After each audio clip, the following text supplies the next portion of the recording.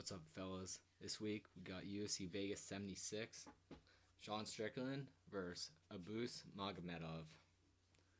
This is a 12-fight card with a pretty interesting main event. We got Sean Strickland, who is like the 7th-ranked fighter fighting an unranked guy, which is kind of puzzling to me, but pretty close fight. Start off the card, we got Guram Kutateladze versus Elvis Brenner. So Guram is a guy who we don't see fight much. He's had some injury concerns, but we looked at his record. He's fought some very good guys, close fights against Matus Gamrot and Damir Ismagulov, taking both the split decision. Been over a year since his last fight, which is a little alarming, but he's a very good fighter compared to Elvis Brenner, who he has one win,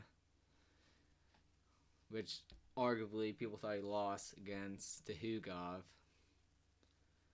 But look at who he's fighting before that. Victor Nunes 3-1, 7-5. Gabe Santos, which he loses. This is the guy we just saw get knocked out by Anama. So not a terrible loss, but still. 11-7, 6-3, 5-2. He's training with Charles Oliveira though, which is pretty good. He's fighting out a good camp and a good gym. But when you look at how this fight gonna play out, Kutateladze is a very good striker, good kicks, probably gonna be winning minutes on the feet. And I don't think Brenner is gonna be able to get this fight to the ground, except for being in guard or something crazy like that.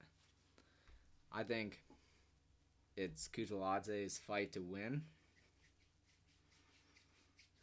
or fight to lose, but I don't really have a bet.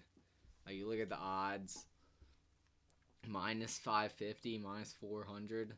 This is just a super wide fight where there's a lot of question marks on Kutaladze and his health and what's he been really up to and what he can do.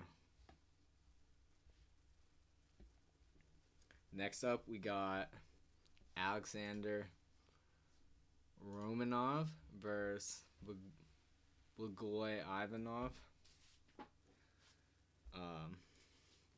This fight, I'm not a big fan of, honestly. Ivanov seems to take every single fight to his decision, and they're all greasy, low level, close fights. And then Romanov, bad cardio, but is a pretty good hammer when he gets on top, can finish guys, but as of late he's looked terrible in his last two fights against Volkov. Looked like he didn't even want to be there, just kind of quit. And then against Tybura, he just gasses out terribly. But before that, Chase Sermon, who isn't very good, Jared Van Danner, Juan Espino, Marcos Rogério de Lima, Roque Martinez. All these guys aren't that good. But he was finishing them. The keys to this fight is I want to see what Romanov's head is at during the interviews, see what he's talking about. He's probably a better fighter, but has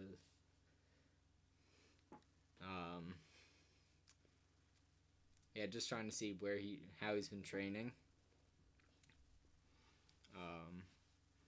In this fight, I think he'll have an opportunity to finish Ivanov in the first 2 rounds, but gassing out late, and Ivanov probably wins this.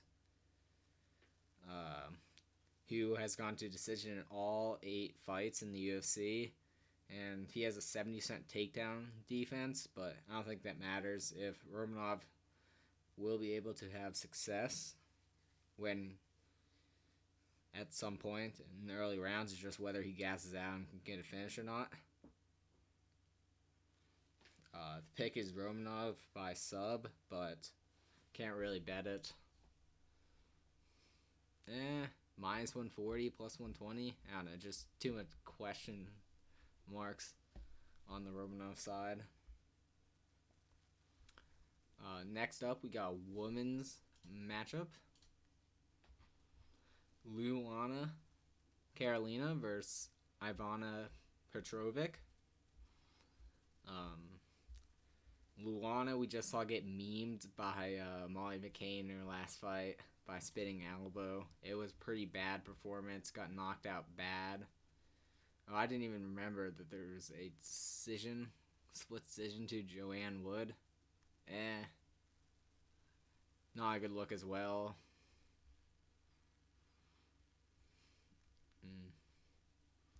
In her last 5, she's 2-3. But let's look at Ivana Petrovic, who we don't know much about. 6-0. Coming from Aries FC. All 6 wins by finish. Or 1 decision here. Split decision against a 5-4 fighter. But seems to be solid. 3 wins by knockout, 2 submissions. And don't know much about this fight. Let's look at the odds. Ivana's a big favorite. Just people purely fading Luana Karolina. Unbettable. Because it's low-level women's MMA. Let's move on to the next fight. We got Joe Anderson Brito taking on a newcomer to the UFC on short notice in Weston Wilson.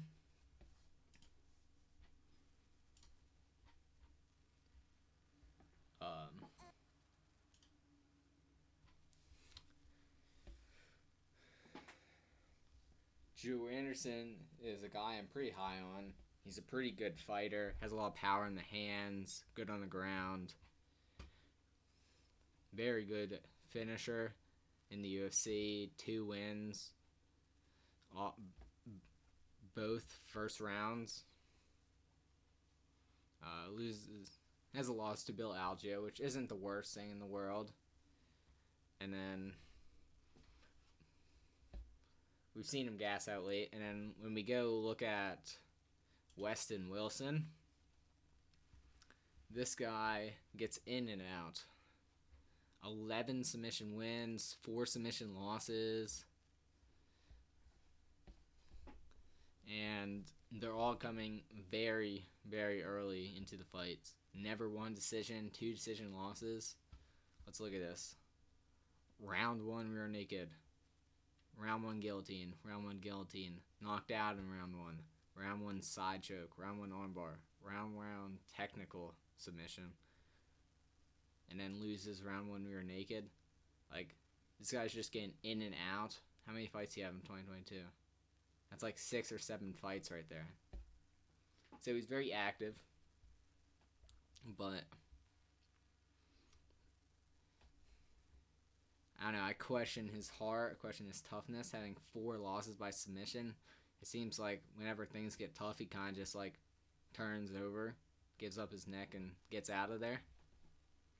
Against Brito, I think Burrito's going to hit him early, hit him hard, and make him quit, most likely in the first round. Could see him just give up and turn his neck and give a sub. As we see, Brito has more submission wins than he does knockouts, which would probably be the pick is Burrito round 1 sub, but very well the KO is on the table. Look at the odds. Minus 850.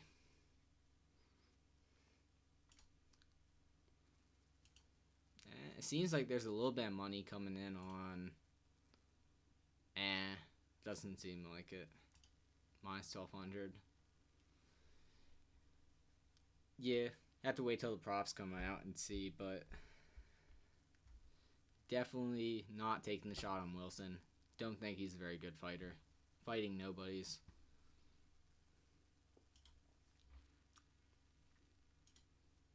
Okay, next we got Yana Santos versus Kale Rosa. Yana Santos has looked absolutely horrible in her last 2 fights. Looks like she didn't want to be here against Aldana. Goes out there. Just bad performance. And then I believe she has a kid. Gets married to Thiago Santos. And then comes back and gets destroyed by Holly Holm. And then here she is taking another step down in opponent to Karol Rosa. Karol Rosa. 3-2 in her last 5 fights.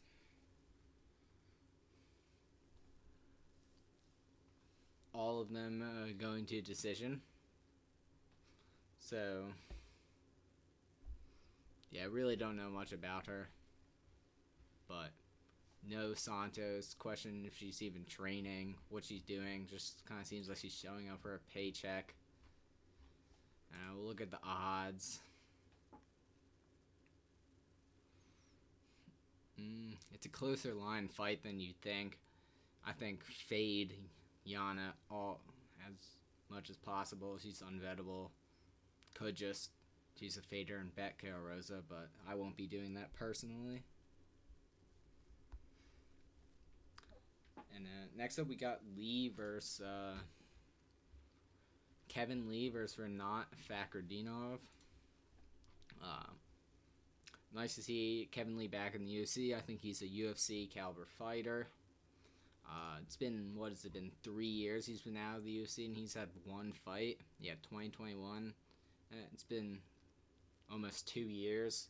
He's had 1 fight against Diego Sanchez, who I believe is retired. Yeah, he's pretty much retired. Fighting bare knuckle, so he should have won that fight. I believe he was like minus 800 favorite or something like that.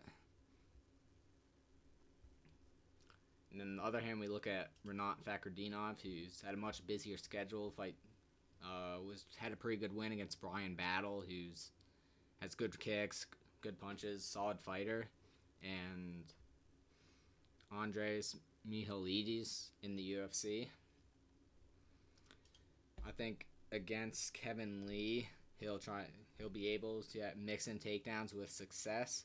Kevin Lee has a 75% takedown defense, but against RDA, we saw him get taken down like 5 or 7 times and controlled for like 9 minutes. Like, there's definitely a path to victory, and we're not having success in grappling. I think he can win minutes on the fighting, on the feet. Haven't seen Lee fight in a while. I think this fight goes to a close decision, but Fakhretdinov will win it.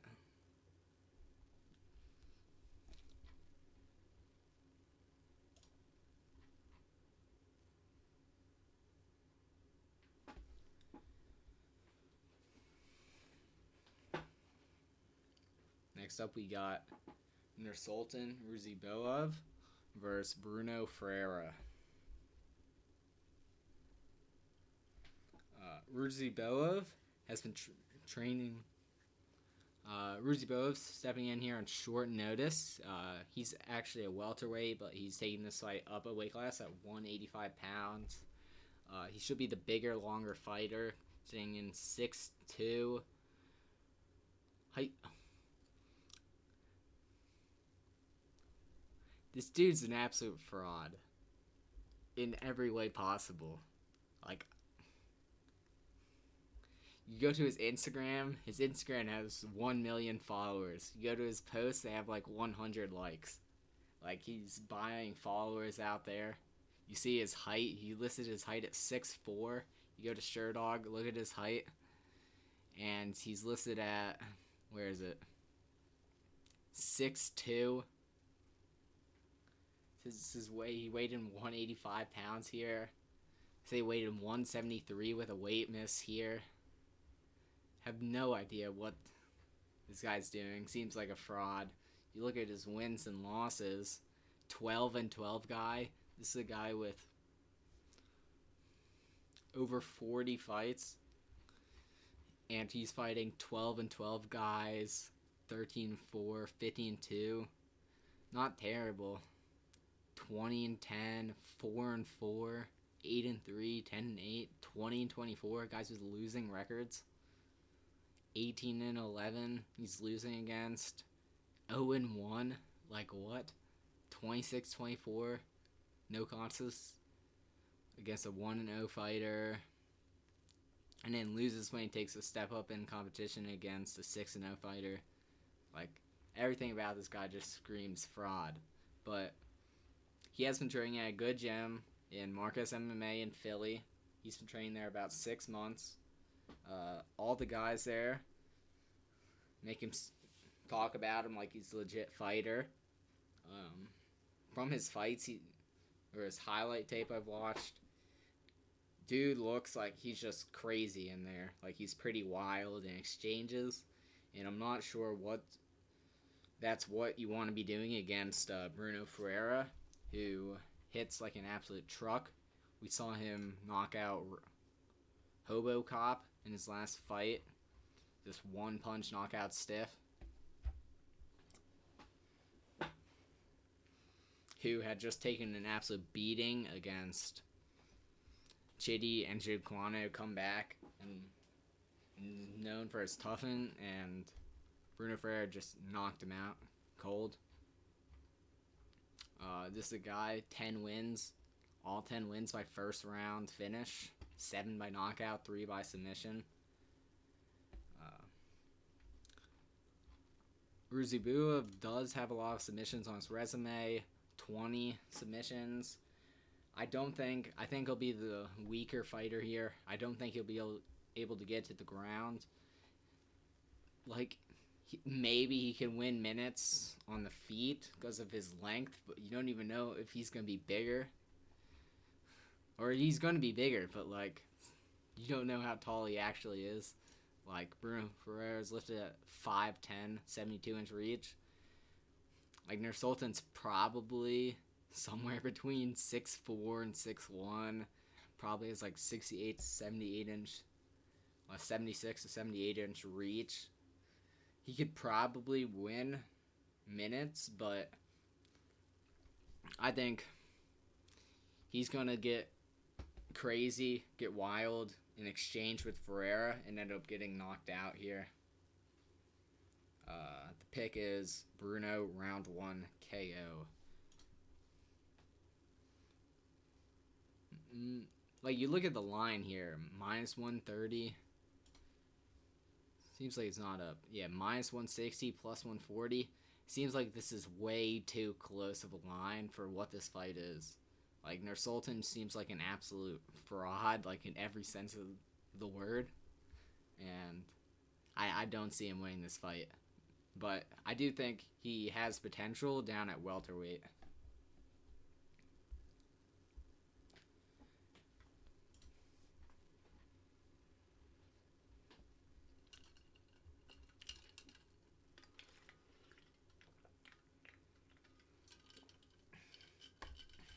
Next up, we got Ismael Bonfim versus Benoit Saint Denis.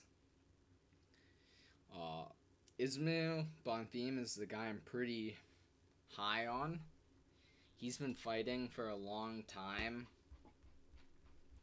Like, we look at his record, first fight was in 2011. And we look at his age, he's 27. So he's been fighting for 12 years. Been fighting professionally since he was 15 years old. We look at his losses. He's losing to Renato Moicano when he was 18 years old, who is a high-level UFC fighter. He's losing to Adrian Moraes when he was 15 years old, who we just seen beat Mighty Mouse. And Jefferson Lucas, don't know who this guy is. You can't even click on his name and see anything about him, but he lost. Keep that in mind, 12 years ago. And then since then, he's been fighting good fighters, 12-2, 10-1, 19-9, and he's looked really good. We've seen him fight on a Contender Series, have a dominant win against a guy with 30 professional fights, and then we've seen him look incredible against Tarek McKinney, knock him out with a very impressive flying knee. And this guy looks very patient, very good on the feet, very good on the ground. Can really win this fight wherever the fight goes. And we look at Benoit Saint Denis, who has much less experience, only been fighting professionally for 4 years. He seems pretty durable. Only losses to Zaleski, which was up at 85 pounds, and he's a welterweight, so not a terrible loss. Or no, he lost to Zaleski, who is a welterweight, and he's a lightweight. And then, since then, he's finishing guys in the UFC. Gabriel Miranda and Nicholas Stoles, both of these guys have probably been cut. I don't think either one of them are in the UFC anymore. I don't even know who this guy is. I don't know, not that good of a win. Still, I think Ismail Bonfim is just on another level. He'll be able to win this fight anywhere. Benoit Saint Denis does bring chaos, but I think Ismail's patience will take over. I could see him dropping like the first round, just kind of making reads, but taking over in the second and third round and winning a decision, or potentially finishing Saint Denis late, who seems to go balls to the wall and kind of gas out. But don't have a good read on this fight. We look at the odds, and Ismail's a big favorite, which I believe he should be, but don't see how he wins. Like, he could very easily finish here. I don't think Benoit Saint Denis is crazy durable, but he hasn't been finished yet. Easily, Ismail could be the first to do it, but just have to see. Next up, we got Ariana Lipski versus Melissa Gatto.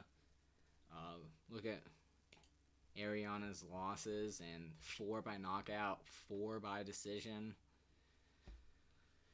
And in her last 5 fights, she's 2-3, losing to Priscilla Cachoeira, which in first round knockout. And she got like elbowed and gets ground and pounded by Shevchenko. Not the good Shevchenko, the bad Shevchenko, and Montana De La Rosa. She beats Mandy Bohm, who's, Mandy Bohm. Oh, Mandy Bohm actually beat Jin Yon Kim, who had like 2-point deductions or something crazy. So, she's not the worst fighter to ever step in the UFC. Loses to Victoria Leonardo, who we've seen just look absolutely horrible. We saw her, like, break her arm throwing a punch or something weird against Gatto, and then, like, for some reason the ref stopped it. And, like, she, like, wanted the door, I guess. And then Natalia Sevilla just, like, destroyed her on the feet in her last fight. Melissa Gatto here is, I think, a much better fighter. Loses his decision by getting out-wrestled by Tracy Cortez, but Ariana's not going to go out there and wrestle her. I think she's going to get takedowns of her own against Ariana, ground and pound her on the ground, and at some point get the finish. But this is Women's MMA, very close fight. Don't really have a bet on it. Yeah, Gatto -210. That's probably about right. Wonder if it doesn't have any props out, but maybe play her by knockout. She doesn't really have any knockouts on her career. Just has that one TKO with the arm injury of Victoria Leonardo, and then she has she has a body kick KO against Sarah Eubanks, who hasn't looked very good. It's a 7-7 fighter in her last performances. Yeah, pulling out of fights like crazy. Yeah. I think she could get a knockout here, just ground a pounder. Maybe get a submission as well. It's kind of whichever way she wants it once she gets it to the ground.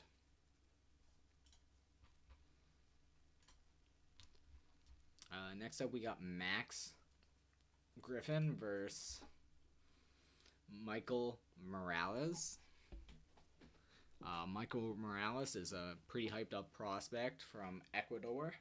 I believe he's an Ecuador national wrestling champ here against Max Griffin.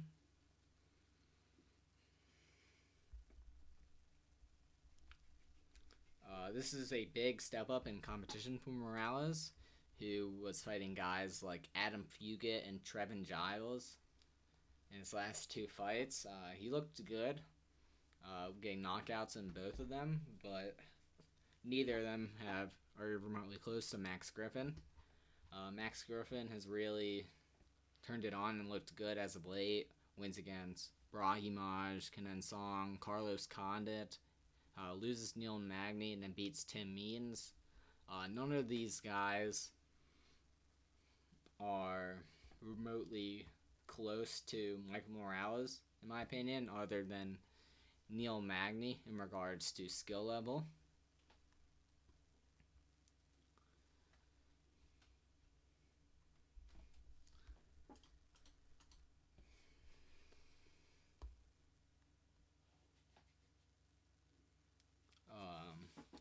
We are going to see Michael Morales' wrestling get tested here against Max Griffin, who's the best wrestler he has fought so far. However, his takedown defense has been pretty good on paper, at least. Trevin Giles went 1-4 on takedowns. Fugit went 1 of 8, neither of which are known wrestlers in a non-contender series. Vera Tenikov went 0 for 3 on takedowns. It seems like he doesn't have a bad get-up game, and it's hard to get him to the ground, but neither of these guys are remotely close to Max Griffin. However, I think Morales can't keep this fight on the feet for the majority of the fight, and will win minutes in striking by using his range and bigger frame. He's listed 6'79", which I thought this guy was like 6'3", honestly, if I had to guess. I don't know, he looks big and much stronger than Griffin. He looks pretty good. And I think he'll win a decision here against Griffin. Maybe even get the knockout, but probably decision. We go and look at the odds. And Michael Morales minus 240. Seems like it's hanging around right there, not really fluctuating a whole lot.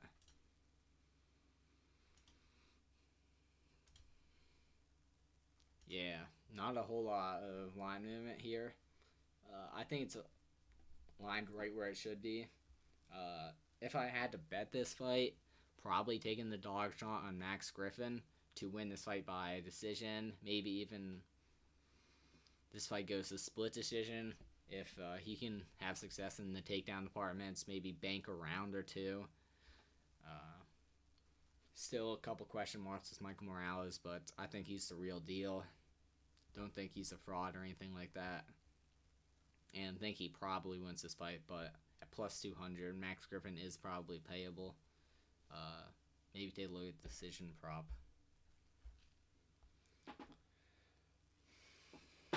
Next up, we got another grappling heavy fight in Damir Ismagulov against Grant Dawson.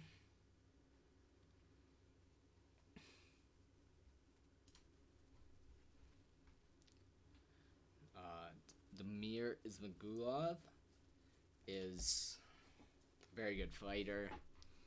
In the UFC, his only losses are to Arman Surkaran, which he did lose 30-27 and get out wrestled in that fight, but it's not the worst looking in the world. We'll come back to it. He beats Guram Kutaladze, which is a good win. A lot of people thought he lost that fight. And then other than that, he's beat Rafael Alves, who's cut, Thiago Moises, who probably should be cut, Joel Alvarez, still in the UFC, very dangerous fighter, and Alex Georges, who's been cut. I think this guy is very good wrestling. Very good top game. I don't think his ground game is that good, but his wrestling defense seems to be pretty good. On paper, let's look at it. Is Magomedov?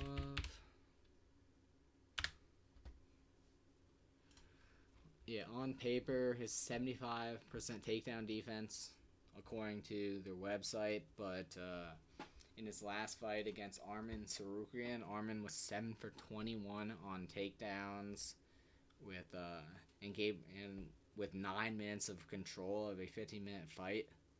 So I think there's a very good path to victory there in Dawson, doing the exact same thing Arman did. The thing is, though, when we look at Dawson is legit finishing guys. A lot of them by submission, just breaking guys in the third round. Look at this, 459 in the third against Leonardo Santos, who's a very good BJJ guy. 411 in the third, 205 in the fourth against an Olympian and Mark Madsen. Dude, wrestling is legit. Just puts on pressure on people. People are just breaking, crumbling. I think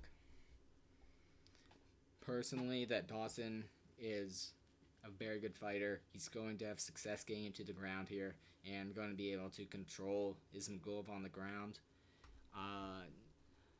I wouldn't be surprised if he gets a finish here. He seems to have good finishing instincts, just breaking guys and making guys quit.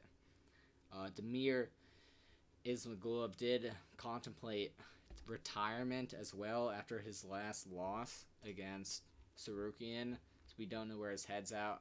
He's 32, so he's not that old, but still it's not even a good look when you're hearing that word. The pick is Dawson decision. We go and look at the odds, and we're seeing him at plus money right now. I think that's a phenomenal bet to bet him at plus money. I think he's the stronger guy, and he's going to put a pace on Ismagulov and get this fight to the ground. I guess there is kind of a path to victory in Ismagulov winning minutes on the feet, striking, keeping at range, but this is in the apex. Grant Dawson's going to get him to the cage and get a takedown here, is my prediction.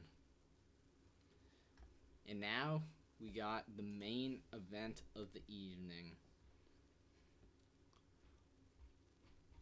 Sean Strickland going against Abus Magomedov. This is kind of a weird fight in terms of because Abus Magomedov is a guy who seems to be a pretty good fighter, pretty legit prospect. You look at his record, lots of wins. He had one loss against Luis Taylor. Watch that fight. He basically just lunged in with a left hook, hit him right in the forehead, and he was completely out. Like, it wasn't the craziest, hardest shot you've ever seen. Dude was stiff as a board. Other than that, dude looks legit. He has very good teep kicks and front kicks. We saw him use them against Dustin Stoltzfus, who isn't very good. Probably cut from UFC. And just punched him in the face. Against Dustin Stoltzfus, he seemed massive compared to him. He's only listed here as 2-inch reach band. It seemed like it was every bit of 3 inches. It seemed like this guy's very strong and physically impacting guy. And when we look at Sean Strickland's been in the UFC a long time. He's been in the UFC since 2014, fighting high-level guys. Uh, Very good takedown defense. Last time he was taken down was against Kamaru Usman, I believe.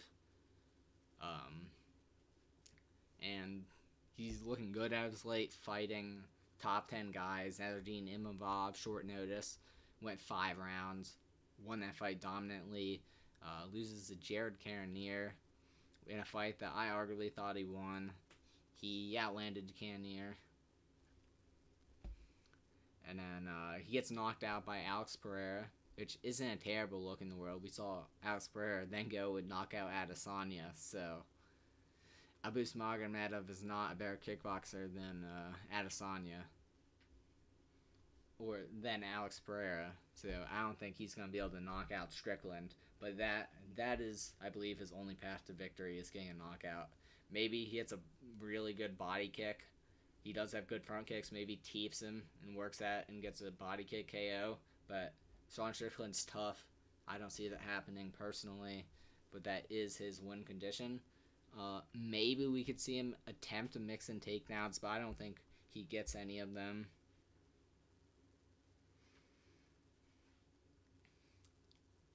Like, Sean Strickland's takedown defense is no joke.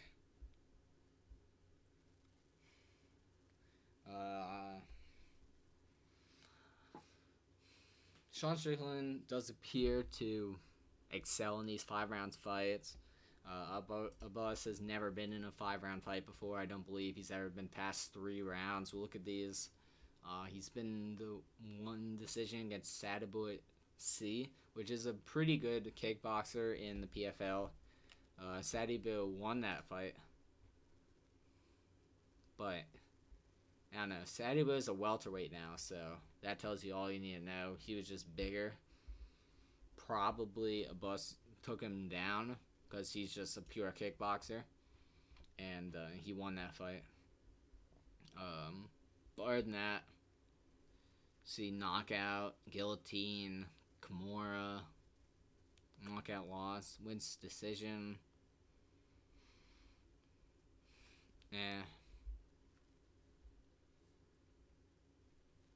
He seems to be dangerous early, and Sean Strickland seems to be super durable. He went 5 rounds to Cannonier, who we just saw not the best finishing instincts, go 5 rounds with Vettori, but dude was beating Vettori up. Abbas, like, it's possible for him to get a knockout, but I don't think it happens. The pick is Sean Strickland decision. And when we look at the odds, we see plus 150, minus 170. This is probably right.